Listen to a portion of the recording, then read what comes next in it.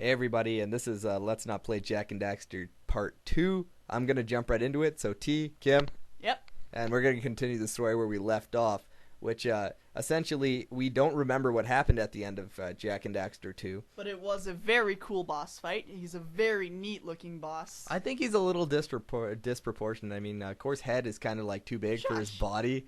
I thought he was a very cool looking boss. Go look him up. He's neat. Just he's Kor. Hard, though. Hate those little minions. It's really just about rolling around in circles shooting the Peacemaker at him, but you get on your hoverboard and you run, float, hover. Get away as fast as you humanly can. So essentially, it picks up after Jak in Jak 3. I'm sorry, Jak is exiled to the Wastelands, which is it's like desert. They throw him out there and basically go, "Yeah, you're gonna die out here. Good luck. We're not being cruel. We're not killing you with our own hands. We're not denying that you killed the leader of the monsters that were inevitably gonna doom us, but good luck." So I guess they exile you outside the city where you're introduced to this band of Wastelanders. Well, they find you. Ashlyn throws you a beacon, a homing device, and you're like, "What am I gonna do with this? It's a piece of precursor junk. I'm out in the middle of the desert. Give me a water bottle." Please, food. Food me. Yeah, no, because, pig with makeup here thinks that it's going to save the day. But, of course, it actually does come in handy. Yeah, the Wastelanders show up. Apparently, there's a whole nother city of people that have just been exiled from Haven City. One thing we didn't touch on the other one, is Haven City is actually your old village. You didn't know that. You're kind of all like, "Where am I? Who is this?" And then you find an old sort of place that you used to visit, Samos's hut. Anyways, you find... Green Sage. Never gave him a name. Anyways, you find this whole other city of Wastelanders, just people that have been kicked out. You're like, how many people get exiled from that city? Really? Wait for the kid who hawks his gum in the trash and misses, and they pick him up and toss him into the desert. Please, I swear, I was trying to hit the trash can. So essentially, you meet the rest of the gang, which Damus is the leader of the city. Freaky monk boy that wears rubber and metal. That guy freaks me right the hell out. I hate that guy. He's a bit of a prick. He just keeps telling you hero. He's all snotty to you and... It's just like you really want to turn into Dark Jak and just rip him a new one, but of course you can't because you're the good guy in all of this. But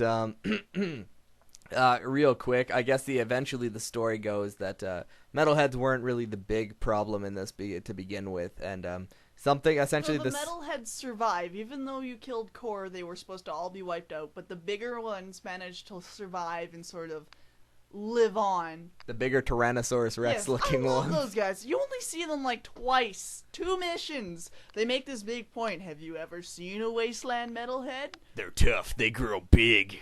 And then you 2 missions you see them. I was kind of hoping, because you get a lot of vehicles in this game, and you go out in the desert and you do races, you do gathering, you do shooting giant metalheads, but only twice. And you never see them again. I was hoping when you go out there, there would be just don't go too far, or you'll run into a couple metalheads, maybe kill some for some extra points or something. No, they just vanish off the face of the earth. See, this is disappointing, but again, back to the story. Essentially, you get your way back into Haven City. The guard is now rerun, and it is now not as corrupt and violent. They're still violent, but not as violent. Yeah, if you accidentally hit a civilian there, suddenly they'll jump on you, and you're like, I wasn't trying to. I own you. Stop shooting at me. So, Haven City now, of course, no longer the dictatorship that it used to be. Now is split between the city and this metalhead part of the city where everyone is afraid to go and it's kind of blocked off. Essentially, metalheads are no longer the threat. I'm going to sum this up as quick as I can. And a new threat is on the horizon, which are the Darkbringers. I thought they were the Darkbringers. Something like that. Anyway, it doesn't matter. They're coming back, and essentially he tells you that, Jak, you're the only one to stop them, but you're missing something, or the Sage guy, and he tells you, go find what you need. You can't win with only darkness, and they introduce you into light, Jak. Which is possibly the gayest thing I've ever seen. I did like it, though. I didn't... Come on, be a little more original with it. It's pretty uncreative, but it's fine. It's fun to play as. It's a lot of fun. I mean, they essentially just give you angel wings, and you get a couple extra jumps. You get to freeze time. That was by far one of my favorite things. But the inverter does that. No, the inverter just makes everyone float away. I liked freezing time and walking up to people and punching them in the face and then running away. Okay, so essentially Light Jak is just a defensive form, whereas Dark Jak is offensive.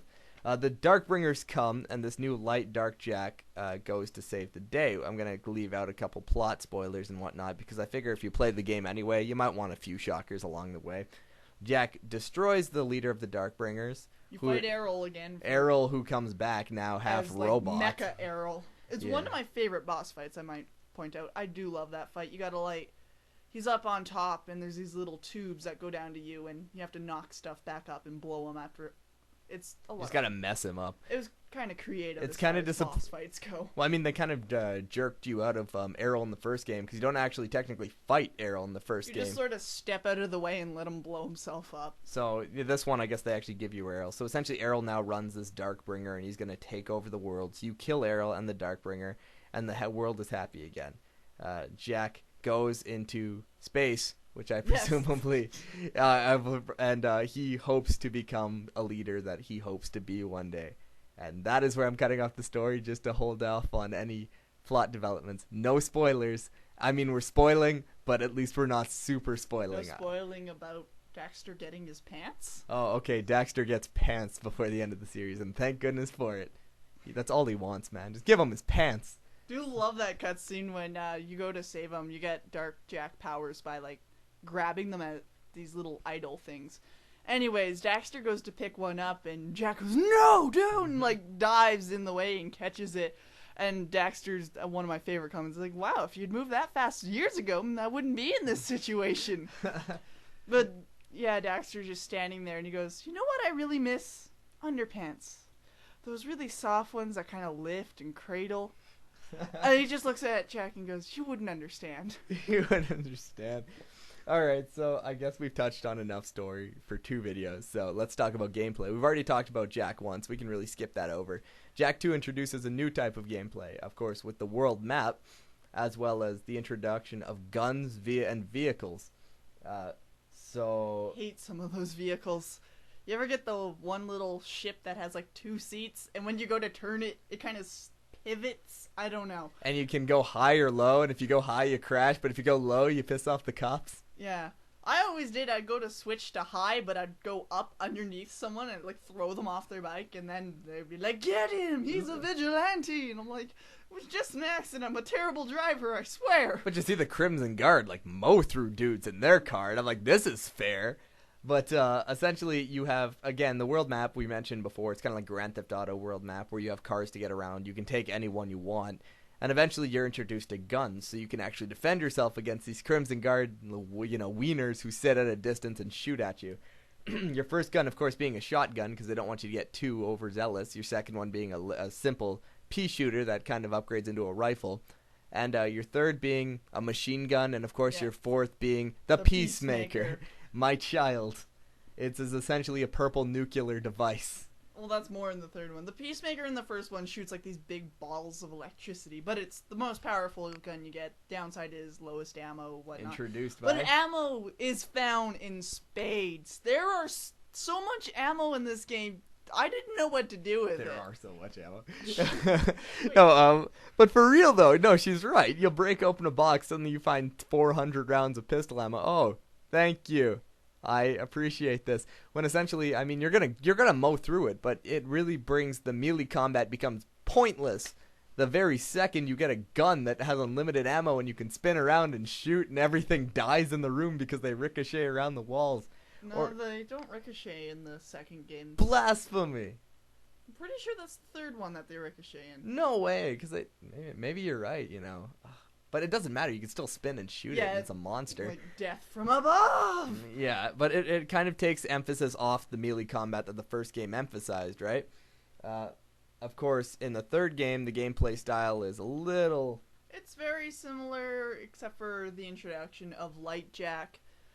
And you get some Dark Jak powers. And you get upgrades for your guns. So, your little blaster will... The second one, it starts ricocheting off the walls, which that's all you need. You don't need the other guns. Third upgrade, the little blaster gun shoots out like this UFO, and I never use this. I don't know about you, but Not once. It's pointless. it ate through ammo, and it just, I don't know, it never did anything for me. Your shotgun goes from like shotgun to like a concussive wave from your feet to like a grenade launcher. I love the grenade launcher.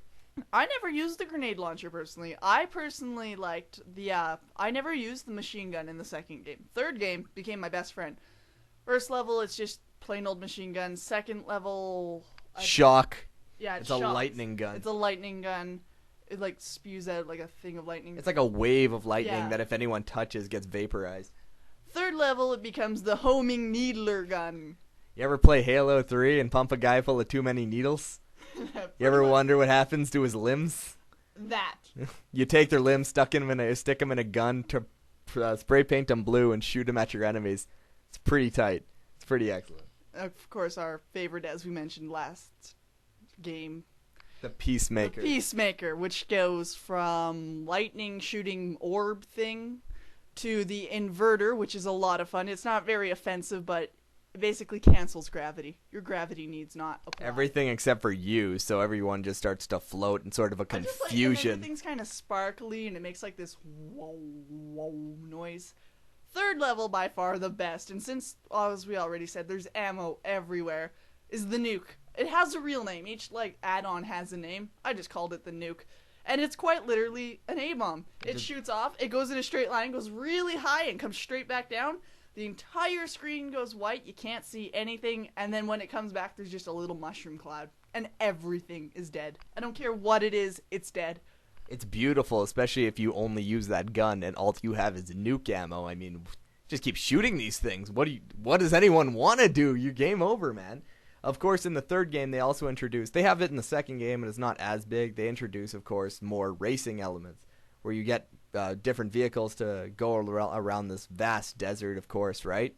As well as shoot down metalheads, or maybe, chase Marauders. characters, marauders, whatever they are. They're called the little people. There's, I guess there's... Sand people from there's Star Wars. another city out in the middle of the desert, I guess, because there's a gang of marauders that always seem to show up. I hate these guys. They're so... I don't know. Most of the times, once you get the better vehicles, you can either just jump over, go around them, boost through them. They got nothing on you. But, yeah, the vehicles are a lot of fun. You get all different vehicles. Some are given to you in story mode. Others are, you have to buy them with precursor orbs, which have become super rare. And not even super rare. They're just a little less common. You gotta kind of go find them. They'll be hidden here and there. You can buy all sorts of secrets. You can buy infinite light jack, infinite dark jack. Infinite ammo is one of my favorites. Nuke gun, infinitely. It's so easy. It's ridiculous. That's what it is. I personally went the road of infinite dark jack because dark jack is the nuke, and I respect that. If you jump, went infinite light jack because there's a bit of a glitch. You get flight, but you only get like 2 flaps of your wings or something. But if you have infinite light jack and the shield, you can press the shield in midair, which resets your jump count, which then you can go fly, shield, jump again. the reason she actually chose it is because she's a wussy. So aside from that, she's giving me a strange look right now. Hey, no, man, you This take is the it last out. video you hear from T. I had nothing to do with it. I am proclaiming my innocence right now. You heard it here, folks. Come back next week when my show doesn't work. All right, no, so I'm kind of running short again. Wow, okay, this is taking a little longer, but it's okay. Maybe we'll wrap it up in 3 parts. To put into 2 videos. I guess we can just wrap up real quick. Is there anything else you want to say about the weapons? Maybe the vehicles? Gameplay tweaks that you could have done without? No gameplay tweaks that hit me right off the top of my head. I'd like to point one out then. The hoverboard in Jak 2 seems like it's nice to be there, but I feel like too much of the game kind of centers on it. And it's kind of a weird it works, but kind of a weird clunky mechanic that I'd rather not do some missions with. I don't know. I'm actually going to wrap it up because I have Yeah, about it's so 30 late. seconds before I get cut off. So I'm going to be your host T on Let's Not Play Jak and Daxter Part 2. This is Kim. Hello? And could join us in Part 3.